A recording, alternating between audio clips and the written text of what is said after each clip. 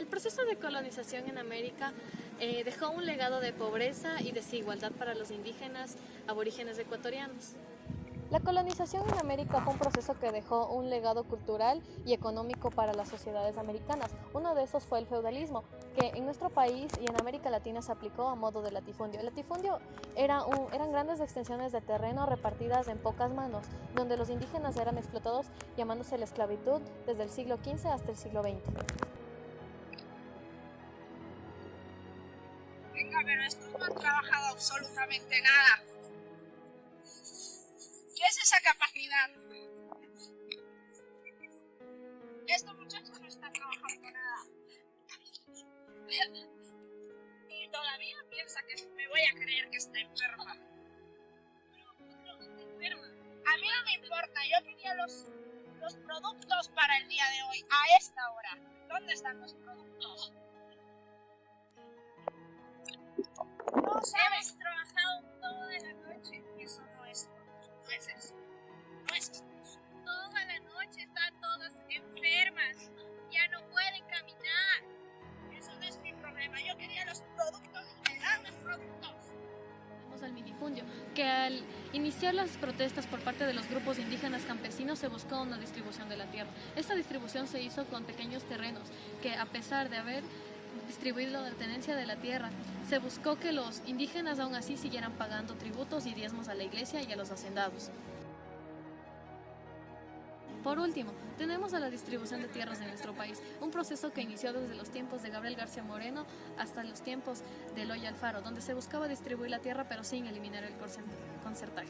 Pero se buscó más a fondo con el gobierno de la Junta Militar, que en 1964 logró la primera reforma agraria, que no fue un proceso ni gradual ni agresivo para los hacendados, ya que mostraron su inconformidad, mientras que durante la segunda reforma agraria, en el gobierno de Guillermo Rodríguez Lara, se logró un proceso de reforma agraria total que buscó la conformidad de los grupos sociales, campesinos y agrarios para dejar de lado las discordancias con el Estado y los hacendados.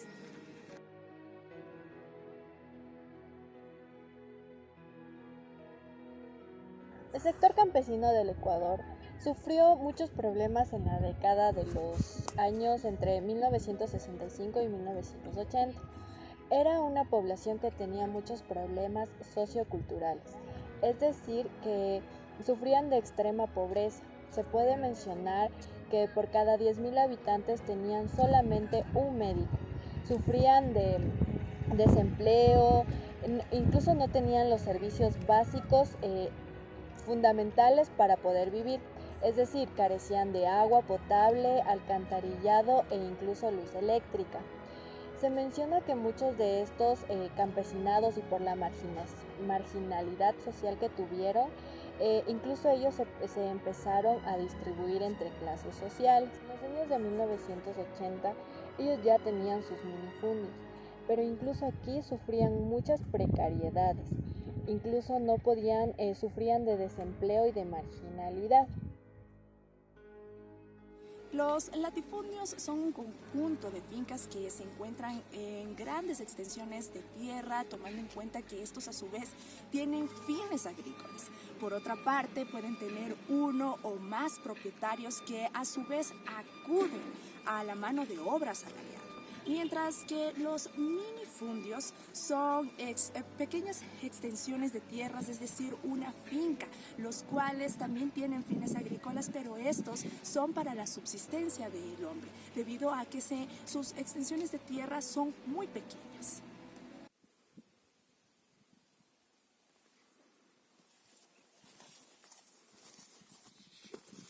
En vista de que tengo obligaciones con ustedes de darles un pedazo de tierra, tengo que hacerlo, porque la ley me lo pide. Pero déjenme decirles que ustedes tienen que darme la mitad de lo que hagan. Así que no creerán que van a tenerlo todo, porque tienen que trabajar. Para el caso ecuatoriano, el sector minifundiario puede razonable y conservadoramente considerar a aquellos agricultores que explotan o son dueños de extensiones de hasta 20 hectáreas según el Censo Agropecuario de 1974. Las unidades consideradas minifundios no puede ser legal para todo el país, mostrando varias ecozonas según la calidad del suelo y los recursos biofísicos para hacerla producir. El Censo Nacional Agropecuario de 1974 registró la presencia de 519.916 unidades de producción, de las cuales 441 podrían considerarse minifundios.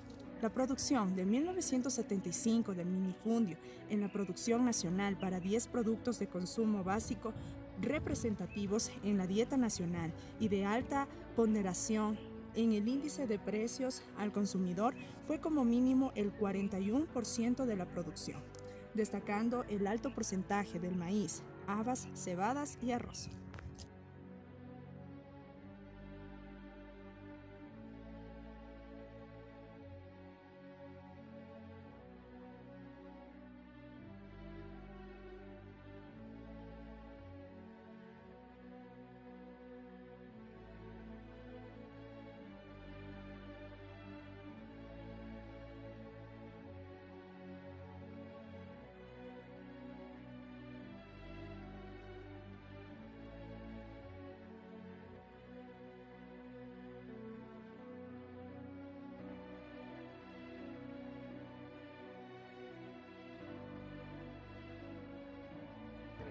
La distribución de tierras dentro de nuestro país se dio de una forma precaria, tanto en la sierra como en la costa.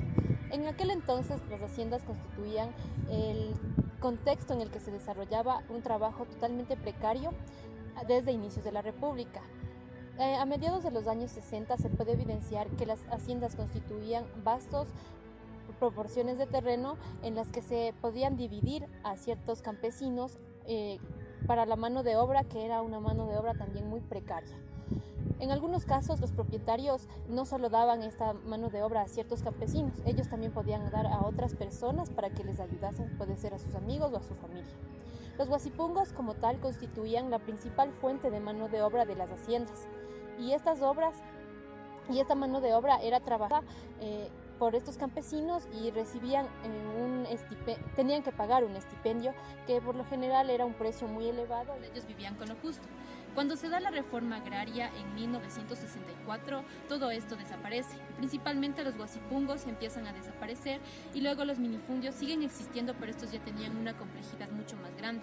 Aquí ya se fueron generando las primeras cooperativas de los campesinos que ayudaban a que no solo el hacendado pueda tener una buena calidad de vida, sino también los campesinos, los guasipungueros, los obreros, que anteriormente tenían una mano de obra muy precaria y muy pesada, y todos ya contaban con las mismas condiciones a partir de esta ley agraria que se dio dentro de nuestro país.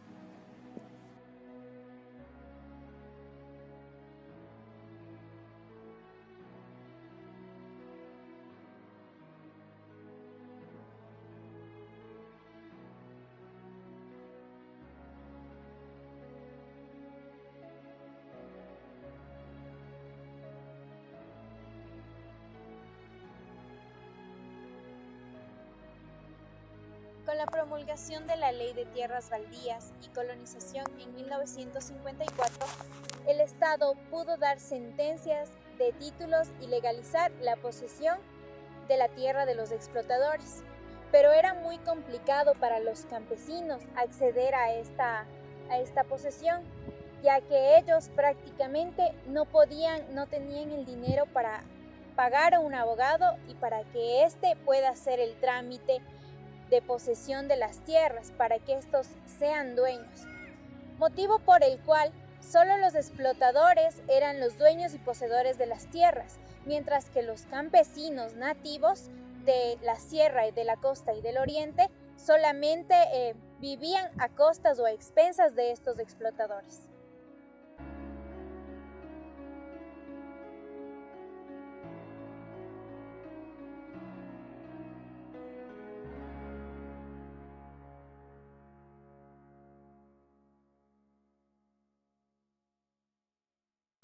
Pese a que en 1830 nuestro país se constituye como república independiente, lo cierto es que los sectores latifundistas lograron que se expidan disposiciones que no fueran en contra de sus intereses.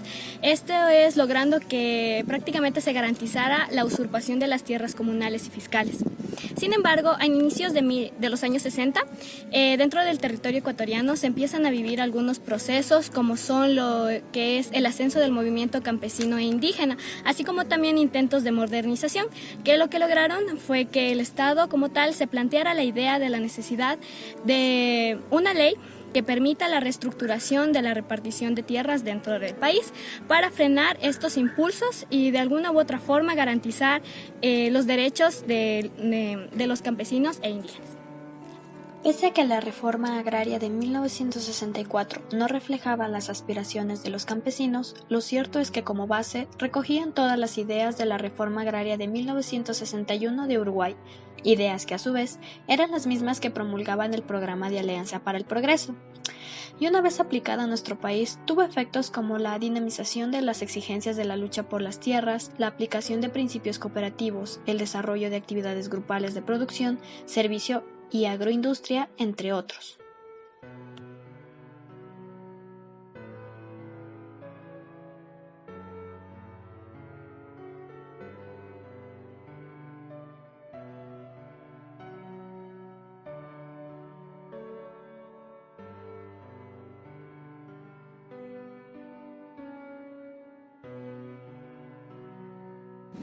Chakikunawan, Alpapi, Nahuikunawan, Jaguaman, Rikushpa. Con los pies en la tierra y con los ojos mirando arriba.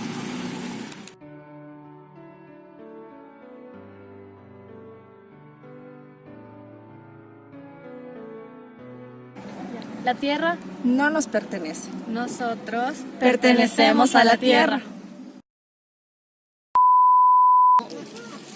No, ya no. Problema, yo quería los productos y me dan los productos. Corta, mija. 2 y 3. Ya.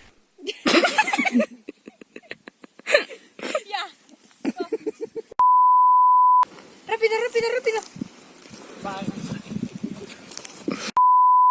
Vamos a buscar la vincha a mi mujer. Pero señor. Golpéalo. Y fierro. Pero señor, ese es nuestro terreno. Golpéalo. No, ya no, eso. ¿Cómo era?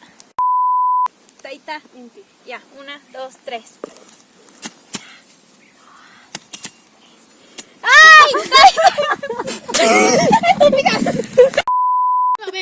¡Solo ven! ¡Solo ven!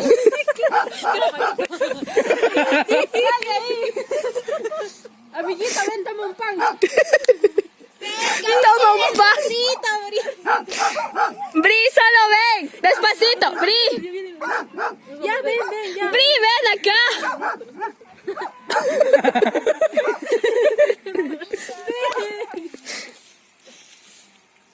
Ya, Brigitte, ven.